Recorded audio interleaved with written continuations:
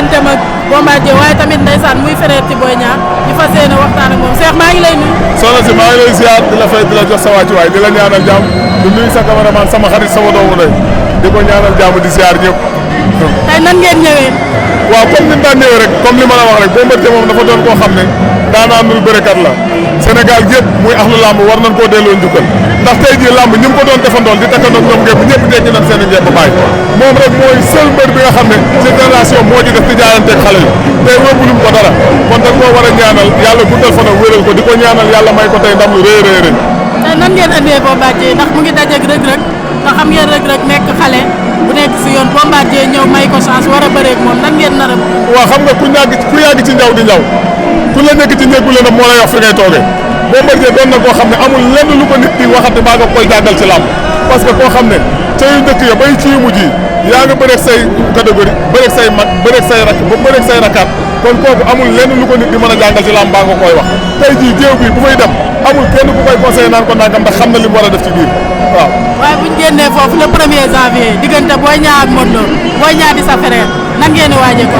waaw di ñaan ndam parce que yàlla suñu borom moo yor ndam moo may maye di ñaan le 1er janvier 2023 bii ñu jógee na mu neexee woon le 1er janvier 2024 neexee noonu def yàlla moom lu mu def rek dafa gën ci ñu waaye nag ndam lañ koy ñaan te yàlla nañu ko yàlla defal te incha allahu rabi le 1er janvier 2024 dinañ gis beneen Boy Niang bu bees incha allahu rabi comme ni ñu ko gisee woon ci le 22 le 23 2023 waaw fii digganteem ak Balla Gaye. mais bu mel ni da ngeen xam Modou Lo ndax gis nañ laa ko ci. mais léegi koo xam toujours sëriñam bi di ma joxoon nii saa Touba mais boo koy indi dama daan naa ko xaw naa koo rey moom ne jël bu rëy laa ko daan drapeau Modou Lo ko indi woon kon ñoom tey jaaxaluñ ci ñoom xamante nañ ñoom bu baax a baax ndax am nañ fu ñu jaar ak ñoom xamante nañ waaw. mais bu mel ni da ngeen ànd ak confiance ndax boobu nga ngeen desale. waaw mais sant yàlla parce que xam nga affaire bi comme li Père Mansour Diop wax rek ay jinne newuñu fi ay rab newuñu fi ay dara newuñu ay nit doo nga fi nekk nag di bëri champion boo gis champion koy sippi te dañuy ñaan yàlla incha allahu rabi le 1er janvier ñu jël couronne bi yóbbu ko fu ñu neex indi ko biir Pikine féete ko ànd ko suñuy mbokk ak suñuy supporter. parcelle nee nañ 16 lañ fi teg 16. la Boy Niang waxoon rek àdduna poto ndaa la ku naan jox sa morom naan na dañuy naan incha allahu rabi dañuy jox ñu naan. dégg nga loolu nee na naan na rek. moo war a entraîné. tey su ma amee doole ji ma am nii. moom moo tax de le premier dina xam. le premier nga ne. Modou Lo. Boy Niang Modou Lo fii. Modou Lo ko mën. say doomu dégol. wulli. doomu dégol ak. wulli doomu. wulli. Pikine la jiyam. wulli. cappa coli bi. ma ne Modou Lo le premier day daal. ñoo entraîné combat bi ñoo ci entraîné yëpp. suba ak ngoon guddeeg bëccëg. lëndëm bukki for bay. lëndëm Modou Lo daan. tey ñu ngi nii taxaw ak champion doomu dangu nuyu naa la. waaw mais ñu ngi leen di siyaar ahlu làmb yëpp di nuyu mbokku lébu yi di nuyu waa Tëngéej bu baax a baax. tey nan nga ñëwee tey. waaw mais ñëw rek indi suñu mag di ko ñaanal ndam di ñaanal aussi Reug Reug ndam waaw. nan ngeen waajee yow ak Ama Neex c'est préparé ndax bébé Diène lay tasel champion la. waaw comme ni mu doon waajee rek liggéey loolu la rek lamb moom loolu la rek amul leneen liggéey lu ñu am ñu indi ko rek. sa digganteeg Reug Reug ndax keroog open presse ba dañ la faa gis. non suma nit la suma nit la quoi vraiment suma nit la ñu ngi koy ñaanal ndam aussi. ñu ñëw ci yow sa préparation ak Gris 2 jël nga ko lu yàggul dara. waaw combat bi tax na di wax nañu àdduna yëpp ñaanal rek incha allah bañ àgg si le 26 mai incha allah.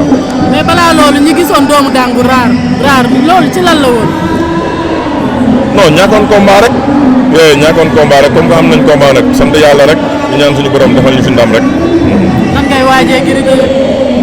waaw lépp lu mu laaj rek ñun moom loolu amul ragal quoi lépp lu mu laaj rek pour suñu borom defal ñu ndam rek incha allah ñu ngi ci.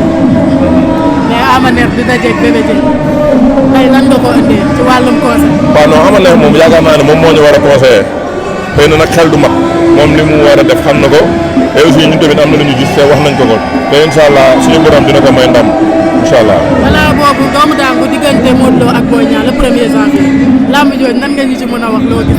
waaw mais lamb la rek que le meilleur gagne. mais jox analyser ñu tuuti. non bàyyi na analyser. diggante Boy Niang ak Modou Lo dugg Pikine duggaat fi tey mu war fee duggaat avantage bi ci kan la. waaw non lamb noonu la lamb moom comme niñ la koy waxee rek ñun ñëpp dañu ñaan di dugg ay gox di duggaat parce que loolu mooy lamb quoi xëy na Modou Lo lu tax loolu ay adversaire am ñoo nekk Pikine rek loolu la rek du leneen quoi. mais ñu gis Boy Niang ñaari dernière signature am yi ñeme bi mu andi contre Balla Gaye moom la andiwaat ak Modou Lo ndax loolu li ci Modou ci Balla la wala daa teg stratégie. non ay signature la rek pour man Boy Niang li ko arrangé lay def Modou Lo li ko arrangé loolu lay def quoi mais loolu moom ça n'a rien à voir ak lamb ji. maa ngi lay kontaan. fii la fay yow amal jàmm rek. fan la xamee yow tam yoo xam naa la de. fan la xamee yow. Sénégal 7 nga waaw. Sénégal 7 sama kër waaw foofu waaw. lan moo newoon la clé de la victoire. non tey dama ñëwoon ne du ma xeex damay bëre parce que damay gis chaque jour may ñëw di xeex ñu may nax mais tey ñëpp dañu ma ne buy xeex ñëwal bëri ak moom parce que yaa ko doole waaw. tey jii li nga jëfe woon nga wax ci làmb ji tey jii Wouly retour am lan la ko bëgg a marqué. retour bu garaaw laa wax parce que sëñ Bamba Mbakke dinaa fi gaañ booy fan nga jëm. non bu jëkk xanaa mën a bu jëkk ay caat booy Bambala ay Ousmane Toucouleur ñëpp ci bay laa daan kii mu ngi nii mooy sama mag xam na. waaw waaw yoo xam nga boobu laa bëre yàgg na kay mais nag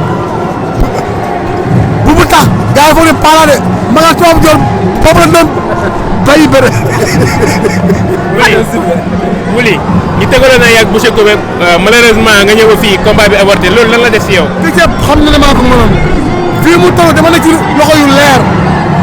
seen loxo nga nekk seen loxo nga nekk. ay loxo yu wóor loxo yu leer ay sëñ yu mën a ñaan ñoom ña ñas. mais Wouly barke yàlla na fi mu. mais Wouly fan nga jëm. wax na Asou Ndiaye léegi nee ma après ma ñëw xool ku ma bëgg leen daal laa bëgg. Pathé Baldé su ma bu daanee man dama ko bëgg. nga bëre ko. maa bëgg bëre Pathé Baldé. Pathé Baldé. waaw. la moo tax nga choisir nga bàyyi mbër yëpp daal di choisir Pathé Baldé. parce que Pathé Baldé mbër la. ba ba ma koy seetaan muy bëre mbapat boobu man xale bu ndaw laa comme bu ma demee ba muy bëriwaat ci lam damay am fier bëre ak moom. da ngay am fierté bi rek moom. Pathé Baldé moom bëgg naa bëre ak moom lool. mais actuellement yéen ñaar écart de niveau yi bëri na. non maa ko raw maa ko mais maa ko bëgg a bëre ak moom parce que gaynde la. mais sa digganteeg Boucher. Boucher ñemewu ma bilaay ñemewu ma. bu génnee ci saabu yi de waro.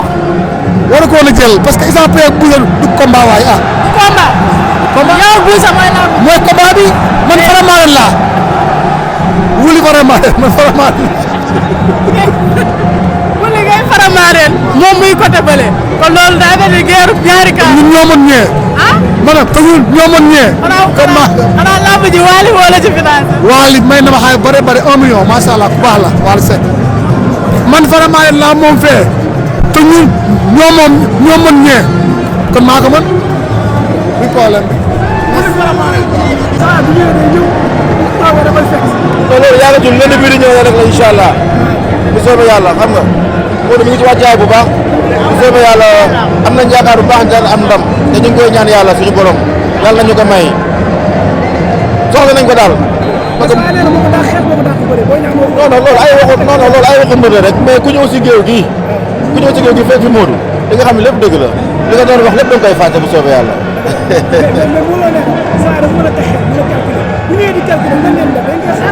non xam nga mathématicien la ak tacticien comprendre nga kii day dem tactique boo ñaa daal incha allah Modou la kenn du ko jàngal kenn du ko wan kenn lu muy indi rek incha allah dina ko fekk bu soobee.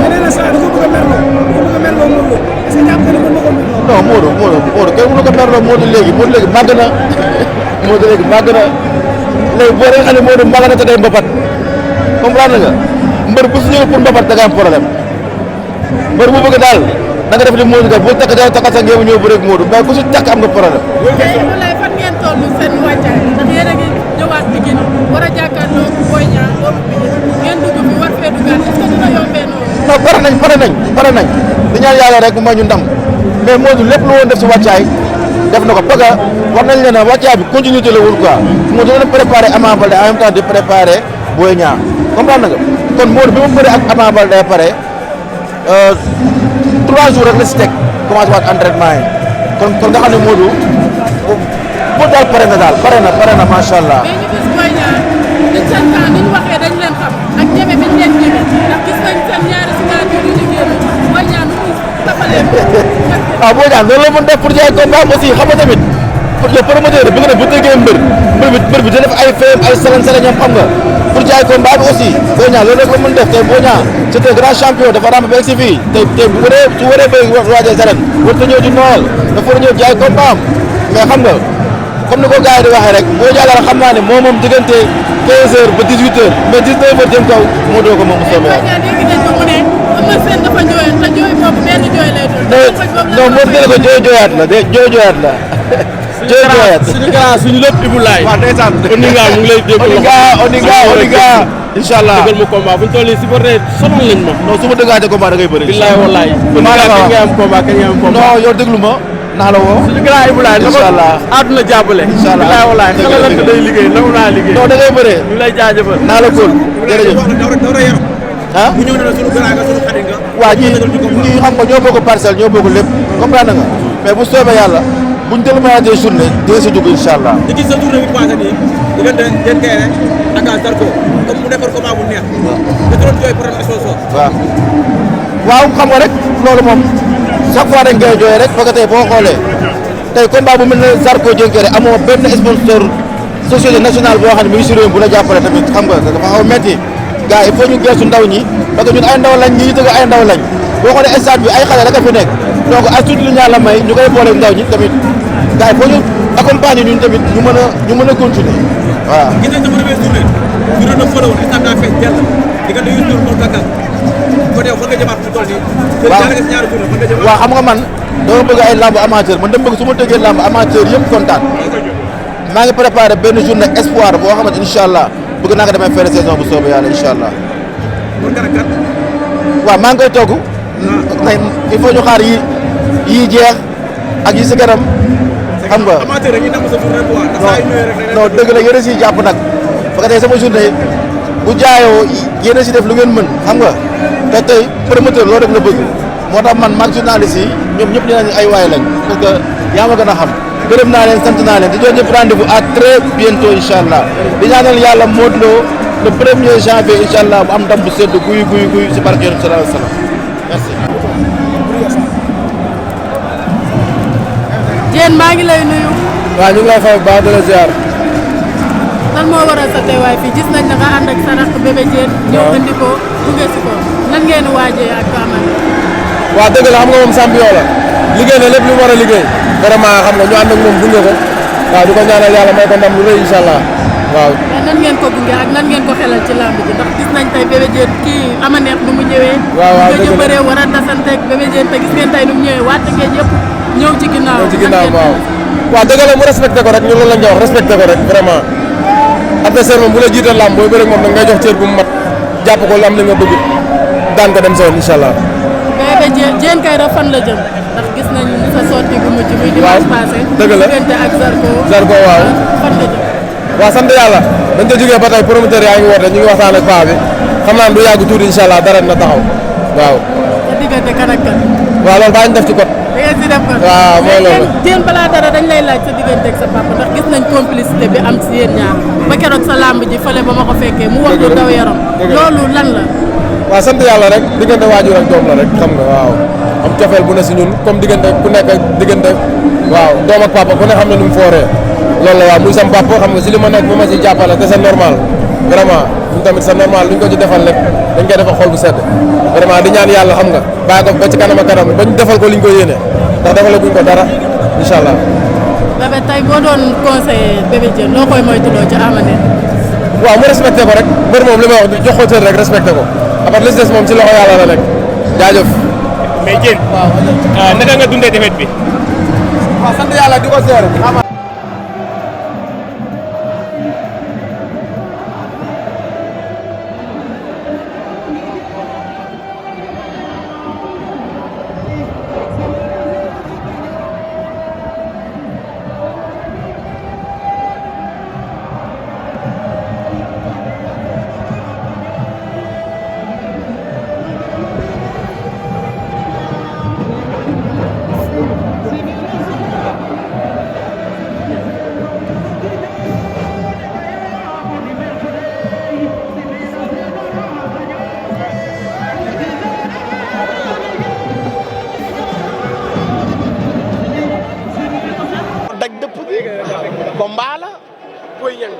combat la boo xamante ni 1er janvier yàgg nañoo bëree grand combat roi des arènes. démb bi ngeen seetaanee ci nappante gi ñu toll ku ci nekk. nangu waaw loolu dañ cee toll rek waaye coow li fii la. ci diggu géew bi la.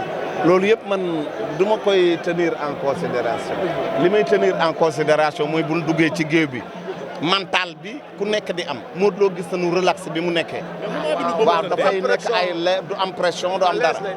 léegi nag problème bi mooy Boy Niang parce que Boy Niang moo bëgg a nekk roi des arènes. mais père dama seetlu benn affaire saa bu ne jug leen taxaw rek Boy Niang ci ñi njëkk ci lay bokk di jéem a natt Modou bu bëgg a xool Modou fan la. non napp ko day wane boppam lamb moo mel noonu day wane boppam wane ni moom il est prêt ah Modou Lo nag moom loo pare di nga ko fekk mu pare. est-ce que su ko bëree Modou Lo fi ah déet da daan bëri di daane noonu kat ñaata nit la daan li mu daana ëpp li mu daanu.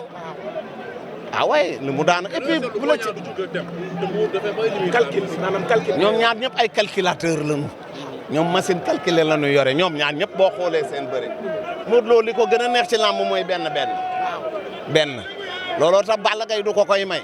mais yaakaar nga ne xeex bi ñuy wax dina ci am. ah mënul ñàkk il faut ñu xeex ouverture am. mais niil moom mënu cee am daa mel ni. ah niil mën na ci am kay waaw ñoom ñaan ñëpp ni ñuy bëree mën na noo niil mais dama gëmul ni combat boobu dina niil ah non combat boobu booy buñ ci ñaan niil combat boobu nanu ñaan rek kenn daan jël bu leer nit ñi jóg ñibbi làmb la nag kaay leen ma wax leen fii la lépp di yem fii la lépp di yem bis la comme yeneen bis yi rek da ngay ñëw bëre ñu daan la war a nga bëre daan loolu dong moo am ci làmb amul leneen. je vous remercie. sant yàlla bu baax. ñu ngi jàmm bu baax. sant yàlla bu wér. mais li la bëre. gannaaw mag la dafa doon gaañ. jàppale naa ba jeex. ñun dana mën a bëre ñun loolu la yàlla dogal. waaw. ñu gis ne tey dafa jox cër ki nga xamante ne moom mooy Bombardier tey cër boobu est-ce que waroon na. boo ma jëlee da ngay dal te doole mënoo ko daan. foo nga téye. boo ma ñëwee mag la quoi. daa am xel. kon li rek bëree loolu la war a bëree. Reug Reug bëreeg Sa Thiès combat bari polémique Sa Thiès daan ki nga xamante ne moom mooy Reug Reug ñu gis ni Reug Reug jël Bombardier nekk fi 2 fois roi des arènes tey kon Reug Reug fan la jëm. Sa Thiès Reug Reug moo ko daan. Reug Reug moo ko daan. Sa Thiès moo daan Reug Reug moo daan Sa Thiès. yow ci nga wax yow. ci man laa ci man. Reug Reug moo ko daan ba dox si kawam. waaw. waaw mu jëm ci kaw. day xaar mu loolee xaar rek mu loo paree mu jël ko waaw. ama neex ak Bébé Diène décortiquer ñu chute bi. waaw parce que Bébé Diène daa jël ama neex mais xamu ko maanaam kii booy bi xamul ama neex mën na daan ku ne nga bërigal la te day songu mbër mi songal nga daan ku ne waaw. léegi Bébé Diène ni mu bëree est-ce que tey waroon naa maam ci kaw ama neex. waaw parce que xamu ko bëre moo tax xamu ko looloo ko rey xamu ko parce que naagu na waaw mais xamu ko bëre moo tax ni si naago ne neex daal. arbitre bi sifflé ñu gis si ñoom ñaari adversaire tey Bébé Diène lan la waroon ci combat bi. da ko waroon mu arrière parce que ama neex ñëwee mu coos du ko fekk mais daa ñëw Sonko ko attaque Sonko doo ko attaqué da nga koy yombal bëre bi mais ama neex moom suñu mbër la ñu la wuñu benn nan kontaan victoire bi ko ñaanal yàlla ko ndam li jëkk ak rek waaw. am na ouverture lamb ci moom. waaw am na champion la am na ñaata la fi daan nan bàyyi yooyu am na ku ne daan xam man mii rek ku ne daan naa mais Sénégal dañuy gaaw fàtte quoi nan bàyyi yooyu quoi. victoire moom bi foo jëm. kii laa wax kat sekku mi kii laay bëre sekku mi waaw mooy sekku mi mu laay bëre waaw mu laa te sekku mi waaw mooy sekku mi waaw. mais Boussa daa yor ay ndaanaan de. ñeneen ndaanaan ñi koy jàppale. man waa may jàppale waa ak Faramareen ñoo may jàppale combat seen combat la. dama la combat seen combat la ñëpp xaa dëgg ma la wax. waaye li ma may indi bokk ma ñëw duma Boussa waaye ma dem ñibbi. mais est-ce que réellement Boussa nee na wér na de. man daal ba koy ñaan mooy bu mu daw rek ngir yàlla. bu mu daw na ñëw bëre rek daa ci lu xam ne da jël billet dagg billet dem loolu laa bañ nag na toog bëre bu mu daw. ah. Siri la.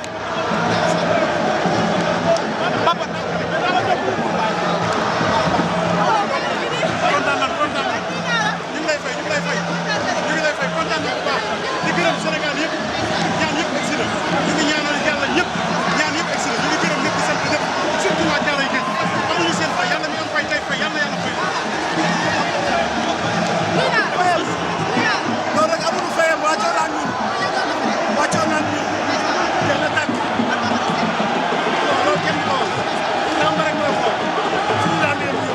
conseil lan la.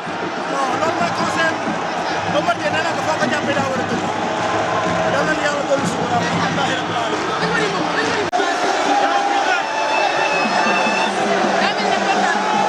non man si yàlla kontaan naa dëgg mais fii nit ñoom benn benn naan ñeent waaye ñu ko nit ñu ree sama ginnaaw mais saa bi nit ñoo fi reer ak waaye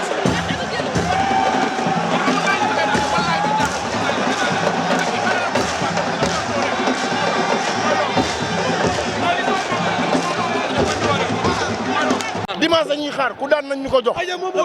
le premier la ñuy xaar ku daan nañ ñu ko jox. waaw yow déggoo li ma la wax. kenn du yow si comment la ñuy xaar roi bi ku daan.